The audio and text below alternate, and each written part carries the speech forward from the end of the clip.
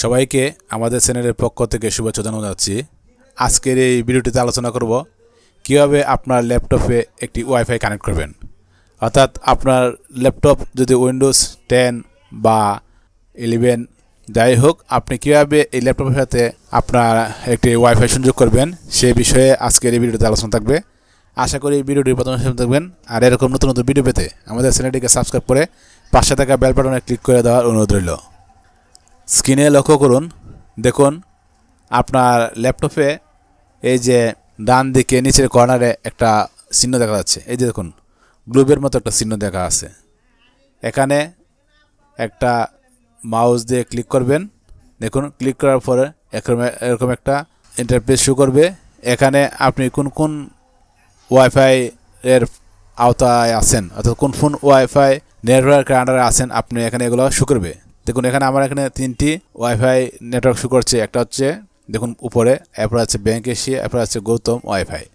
তো আমি এখান থেকে আমার যে ওয়াইফাইটা সেটা হচ্ছে সুকেশ, এটাতে আমি কানেক্ট করব। এর জন্য আমি সুকেশে ক্লিক করব। ক্লিক করার পর দেখুন এখানে এরকম একটা শো করতেছে যে লেখা আছে কানেক্ট অটোমেটিক্যালি।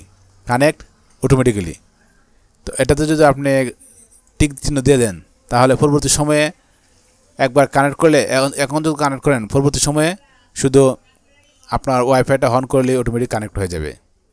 এটা আপনার ইচ্ছা, অটোমেটিক কানেক্ট করবেন কি না। যদি অটোমেটিক করতে চান তাহলে টিক দিয়ে দিবেন, আর না করলে টিক চিহ্ন উঠে দিবেন। তো আমি টিক দিয়ে রাখলাম।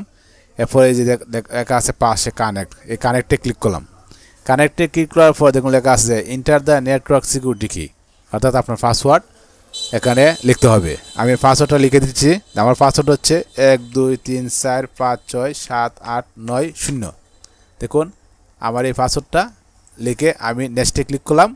এরপরে আবার লেখা আছে যে do you want to allow your PC to discover by other PCs, yes দিয়ে দিলাম।